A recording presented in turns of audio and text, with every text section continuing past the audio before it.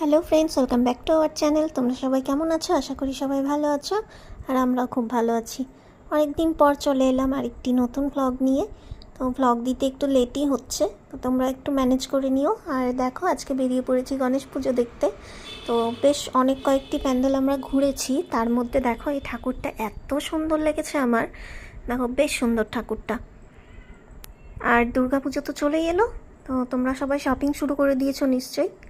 তো ভালো করে জমিয়ে শপিং করো, সামনেই পুজো। তো এই দেখো, আমরা তারপর অনেকগুলো প্যান্ডেল শপিং করেছি, বাট কতগুলো প্যান্ডেলে এত ভিড় ছিল যে আমরা ঢুকতেই পারিনি। ভাবছি যে দুর্গা পুজোতে কী হবে, গণেশ পুজোতেই এত ভিড়, তাহলে দুর্গা পুজোতে কী হবে।